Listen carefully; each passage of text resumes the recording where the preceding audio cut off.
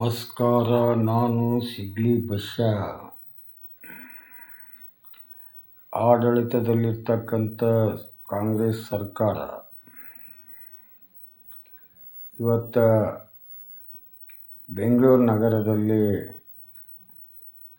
ಫುಟ್ಪಾತ್ನಲ್ಲಿ ಜೀವನ ಮಾಡಿಕೊಂಡು ಪ್ರತಿದಿನ ಬೆಳಗ್ಗೆಯಿಂದ ಸಾಯಂಕಾಲವರೆಗೂ ಫುಟ್ಪಾತ್ನಲ್ಲಿ ಬಿಸಿಲು ಮಳೆ ಚಳಿ ಅನ್ನದೇ ಅವತ್ತು ದುಡ್ದು ಅವತ್ತು ತಿಂದು ಇವತ್ತಿಗೆ ಅಂಥ ಫುಟ್ಪಾತ್ನಲ್ಲಿ ಕೆಲಸ ಮಾಡೋರಿಗೆ ಬೆಂಗಳೂರಿನಲ್ಲಿ ಒಂದು ಮನೆ ಸಿಗ್ತಾ ಇಲ್ಲ.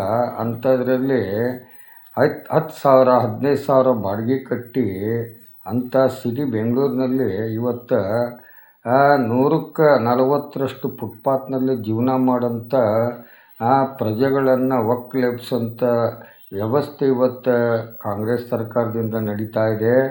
ಇದು ನಿಲ್ಲಬೇಕು. ನಿಮಗೆ ಏನಾದರೂ ನಾಚಿಕೆ ಚರ್ಮ ಆಯ ಅಳತಿ ಇದ್ದರೆ ಇದನ್ನು ಮೊದಲು ನಿಲ್ಲಿಸ್ಬೇಕು.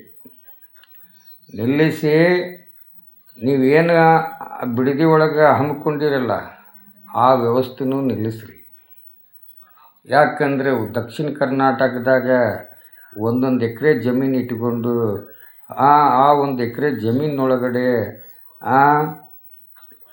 ಹಸುಗಳನ್ನ ಸಾಕ್ಕೊಂಡು ಆ ಜಮೀನೊಳಗಡೆ ಕೆಲವೊಂದಿಷ್ಟು ತೆಂಗಿನ ಮರ ಅಡಿಕೆ ಮರ ಹಾಕ್ಕೊಂಡು ಬಸವಣ್ಣನಿಗೆ ಹಸುಗಳಿಗೆ ಹಸು ತಿನ್ನೋಂಥ ಹುಲ್ಲುಗಳನ್ನು ಬೆಳೆಸ್ಕೊಂಡು ಹಾಲಿನ ವ್ಯಾಪಾರ ಮಾಡಿಕೊಂಡು ಸುತ್ತಮುತ್ತ ಬೆಂಗಳೂರು ಸುತ್ತಮುತ್ತ ಇರ್ತಕ್ಕಂಥ ಪ್ರತಿಯೊಂದು ಹಳ್ಳಿಗಳಲ್ಲಿ ಇವತ್ತು ಜನರು ಬದುಕ್ತಾ ಇದ್ದಾರೆ. ನೀವು 10 ಕೋಟಿ ಕೊಟ್ಟರು ಆ ಜಾಗನ ನಿಮಗೆ ಕೊಡೋಕ್ಕಾಗಲ್ಲ ಅಂತಂದು ಇಷ್ಟು ಮಹಿಳೆಯರು ಹೋರಾಟ ಮಾಡಿದ್ರು.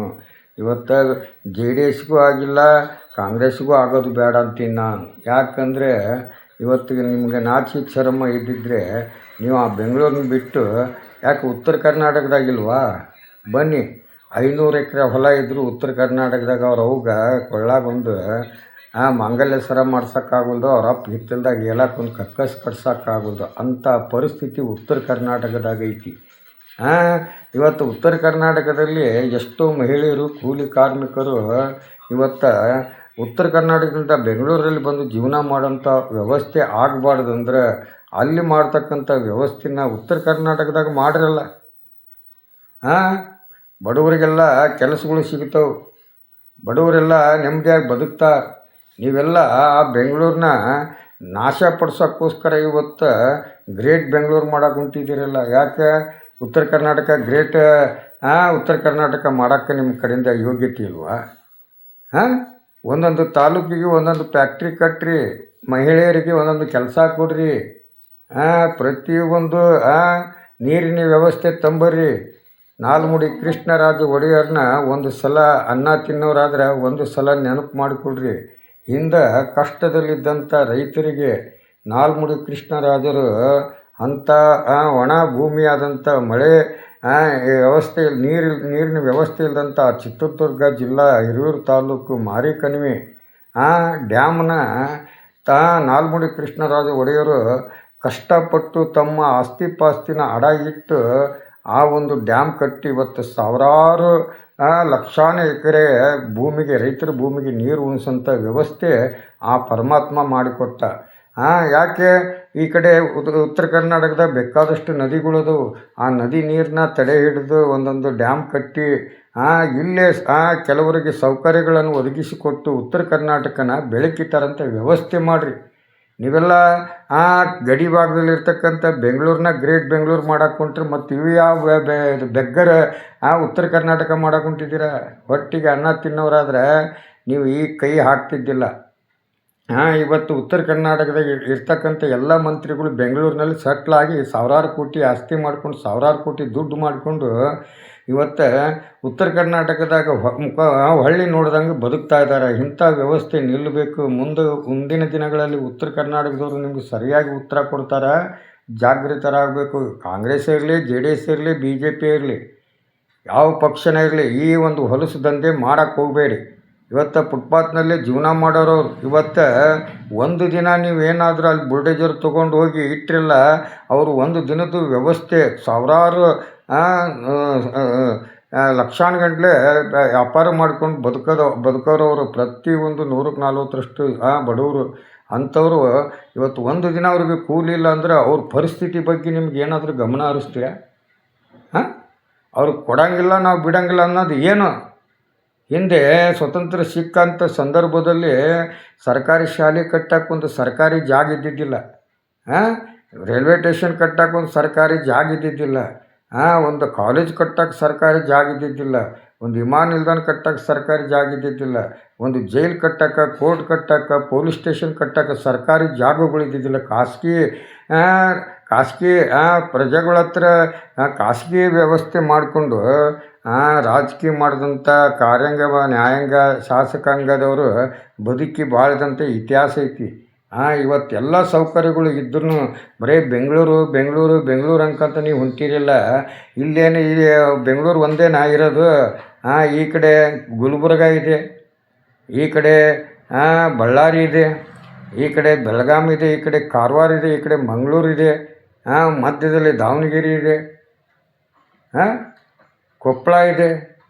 ಇಂಥಲ್ಲೇ ಎಷ್ಟೋ ಬಡವರು 200-300 ರೂಪಾಯಿ ಕೂಲಿಗೋಸ್ಕರ ಬೆಳಗ್ಗಿಂದ ಸಾಯಂಕಾಲವರೆಗೂ ದುಡಿದು ಅದರಿಂದ ಹೊಟ್ಟಿಗೆ ಸಾಲಾರ್ದಂಗೆ ಇವತ್ತು ಕೋರ್ಟು ಕಚೇರಿಗೆ ಅಡ್ಡಾಡೋಕ್ಕೆ ದುಡ್ಡು ಇಲ್ದೇ ಎಷ್ಟೋ ವ್ಯವಸ್ಥೆಗಳು ಹದಗೆಟ್ಟಿದ್ದವು.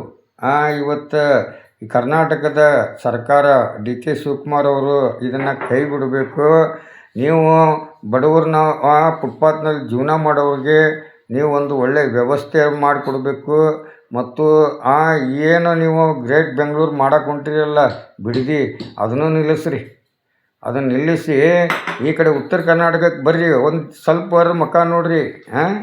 ಸಿದ್ದರಾಮಯ್ಯವರು ಇದಕ್ಕೆ ವಿಚಾರ ಮಾಡಬೇಕು.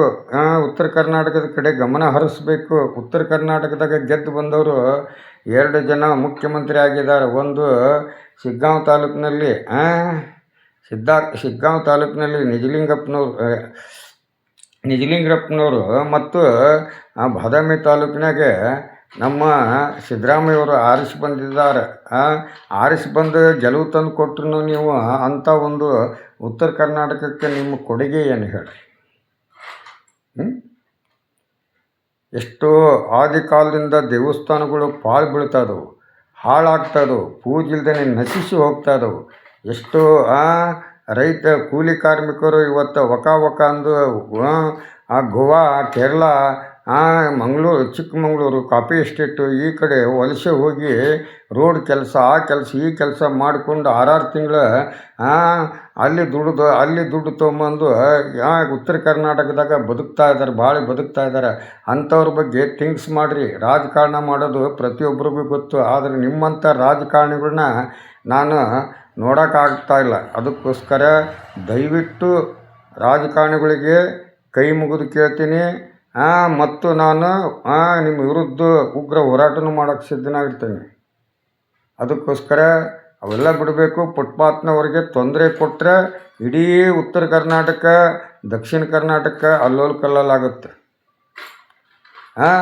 ಇವತ್ತು ಬೆಂಗಳೂರಿನಲ್ಲಿ ನಾನು ಎಷ್ಟೋ ಸಲ ಬೆಂಗಳೂರಿಗೆ ಹೋಗಿದ್ದೀನಿ.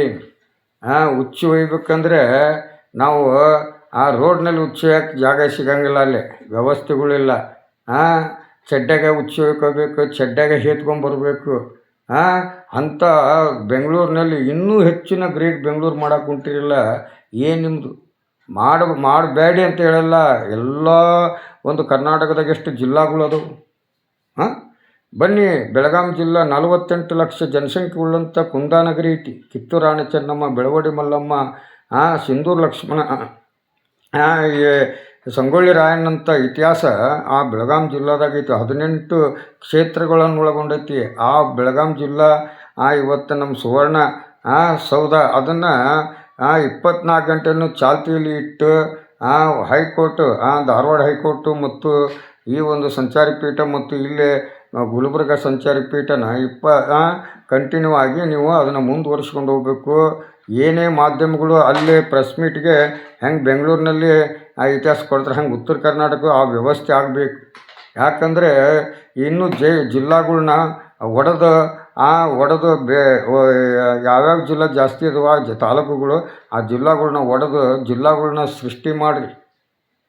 ಇವತ್ತು 200 ಕಿಲೋಮೀಟ್ರ್ ಕೋರ್ಟ್ ಕಚೇರಿಗೆ ಅಡ್ಡಾಡೋರಿಗಾಗಲಿ ಮತ್ತು ಬಸ್ ಸಂಚಾರ ಅದ್ರ ಬಗ್ಗೆ ಆಗಲಿ ಇವತ್ತು ಬೆಳಿಗ್ಗೆ ಹತ್ತಿದ್ರೆ ಸಾಯಂಕಾಲ ನಾವು ಈ ಒಂದು ವ್ಯವಸ್ಥೆ ಇತ್ತು. ಈಗ ಅದಕ್ಕೋಸ್ಕರ ನಾ ಕೇಳೋದಿಷ್ಟೇ ಮಾಡಿರಿ.